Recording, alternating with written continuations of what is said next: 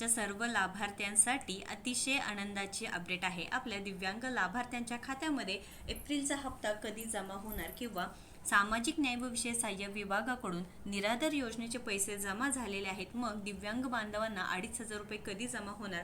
आपल्या चॅनलच्या माध्यमातून वारंवार हे प्रश्न विचारले होते। सरकारकडे विनंती सुद्धा केली होती की दिव्यांग लाभार्थ्यांच्या खात्यामध्ये पैसे जमा झाले पाहिजे आहे। या संदर्भात आता नवीन शासन निर्णय म्हणजे GR सुद्धा आला आहे। विशेष सहाय्य योजनेच्या दिव्यांग लाभार्थ्यांसाठी निधी वितरित करण्याबाबत आणि निधी सुद्धा किती वितरण झालेला आहे ही सगळी माहिती आपण या व्हिडिओच्या माध्यमातून पाहणार आहोत। पूल बँकिंगच्या मार्फत हे पैसे वितरण होणार आहे, त्यामुळे व्हिडिओ शेवटपर्यंत पहा, कारण दिव्यांग बांधवांनो अनेक दिवसांपासून तुम्ही वाट पाहत आहे की हे 2,500 रुपये कधी जमा होणार।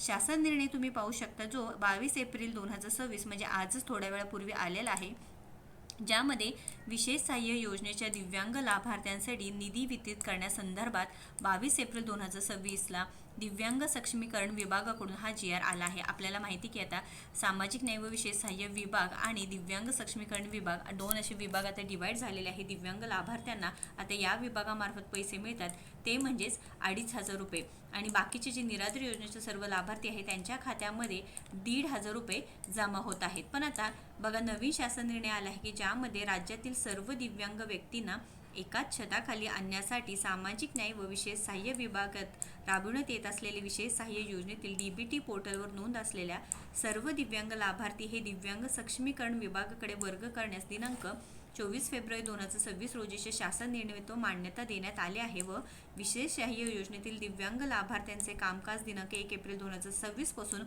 दिव्यांग सक्षमीकरण विभागाकडून हाताळण्यात येत आहे। तर 1 एप्रिल 2026 पासून हे डिवाइड झालेलं आहे। सन 2026-27 या वित्तीय वर्षाकरिता पात्र दिव्यांग लाभार्थ्यांसाठी खालीलप्रमाणे निधी वितरित करण्यास मंजुरी देण्यात आलेली आहे। तरी ते तुम्ही पाहू शकता, ज्यामध्ये इतर प्रशासकीय खर्च, सहाय्यक अनुदाने, बघा समाज कल्याण, दिव्यांग कल्याण, दिव्यांग व्यक्तींना अनुदान, संजय गांधी दिव्यांग निराधार अनुदान योजना कार्यक्रम, हे सगळे हप्ते इथे वितरित करण्यात आलेले आहे, म्हणजे निधी मंजूर झालेले आहे। सामाजिक सुरक्षा कल्याण, समाज कल्याण, दिव्यांगाचे कल्याण, दिव्यांग व्यक्तींना अनुदान, श्रावण बाळ सेवा, दिव्यांग राज्य निवृत्ती वेतन योजना, हे सर्व इथे अनुदान काय झालेले आहे, निधी वितरित करण्यात आलेला आहे। तर संदर्भ क्रमांक 2 मधील शासन निर्णय व आयुक्त दिव्यांग सक्षमीकरण महाराष्ट्र राज्य पुणे यांना नियंत्रक अधिकारी आणि सहाय्यक संचालक दिव्यांग सक्षमीकरण आयुक्तालय महाराष्ट्र राज्य पुणे यांना आहारण व संवितरण अधिकारी घोषित करण्यात आले आहे। व आता इथे बघा पैशांचं वितरण कोणत्या मार्फत कसं होणार आहे, बघा वित्तीय विभाग शासन निर्णय आता हे दिलेलं आहे पूर्ण माहिती इथे, आणि इथे जे लाभार्थ्यांची संख्या प्रचंड असलेले थेट लाभ हस्तांतरण DBT योजनेसाठी प्रधाने पुढील आदेश होईपर्यंत पूल बँक अकाउंट सुविधेमार्फत प्रदान करण्यास मान्यता देण्यात आलेली आहे। तर लाभार्थ्यांना ऑनलाईन तुमच्या खात्यामध्ये पैसे जमा होणार आहे। आनंदाची बातमी म्हणजे काय की एप्रिलचा हप्ता आता तुमच्या खात्यामध्ये येत्या 2 ते 3 दिवसांमध्ये जमा होईल, कारण GR आलेला आहे, निधी वितरण सुद्धा झालेलं आहे। आता इथे बघा एक महत्त्वाचा पॉईंट आहे तो पूल बँक अकाउंट काय, कारण गेल्या वेळेस म्हणजे गेल्या 2 महिन्याखाली सुद्धा सामाजिक न्याय विशेष सहाय्य विभागाचे जे निराधार योजना आहे, त्यानंतर विधवा पेन्शन योजना आहे, वयोवृद्ध योजना आहे, आणि त्यावेळेस दिव्यांग बांधवांना सुद्धा त्या खात्यातून पैसे येत होते, त्यावेळेस सुद्धा पूल बँकिंग अंतर्गत हे पैसे जमा होणार सांगितले होते। तर इथे बघा पूल अकाउंट म्हणजे काय, तुमच्या खात्यामध्ये आता हे पैसे कसे जमा होणार आहेत, तर आपण एकच व्हिडिओमध्ये करतोय, कारण काय होते की दिव्यांग लाभार्थ्यांना कन्फ्युजन नको की आज एक व्हिडिओ आला, परत एक व्हिडिओ आला, तिसऱ्यांदा एक व्हिडिओ आला, त्यामुळे आपण एका व्हिडिओमध्ये सगळी माहिती देतोय की कारण लाभार्थींची संख्या काय आहे की खूप प्रचंड जास्त आहे। तर थेट लाभ हस्तांतरण योजनेसाठी जे काही पुढील आदेश होईपर्यंत पूल बँक अकाउंट, आता पूल बँक अकाउंट म्हणजे काय, पूल खाते ही एक आर्थिक रचना आहे की जी अनेक उपखात्यांमधील निधी एकाच मध्यवर्ती खात्यात एकत्रित करण्यास अनुमती देते, त्यामुळे तरलतेचे अधिक कार्यक्षम व्यवस्थापन शक्य होते।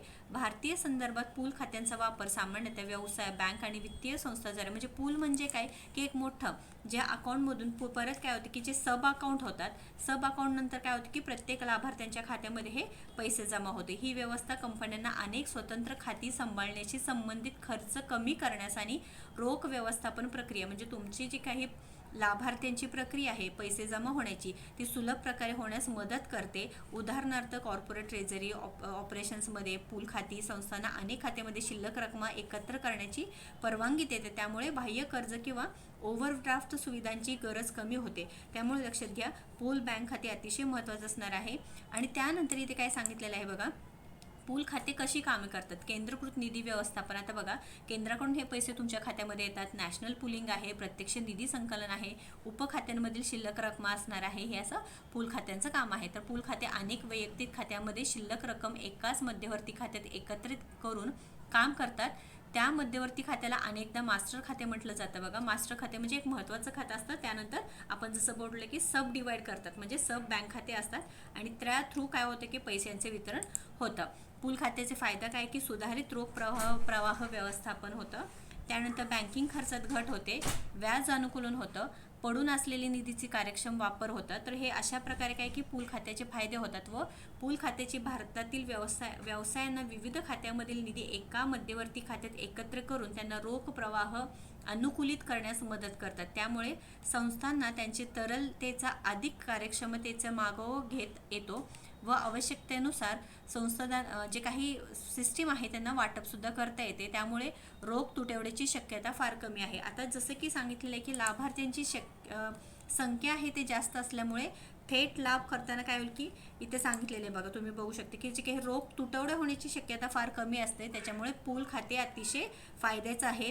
बँकिंग खर्चात घट होते, व्याज अनुकूलन मिळते, पडून असलेले निधीचे कार्यक्षम सुद्धा परत एकदा काय होते की वापर होते. त्यामुळे लाभार्थ्यांनो अतिशय महत्त्वपूर्ण अपडेट आहे. आपल्या दिव्यांग लाभार्थ्यांपर्यंत हा व्हिडिओ नक्कीच शेअर करा. व्हिडिओ महत्त्वाचा आहे. चॅनलवरती नवीन आहे, अजूनही सबस्क्राईब केलं नसेल तर पहिल्यांदा आपल्या योजनायात्रा चॅनलला सबस्क्राईब करा. धन्यवाद.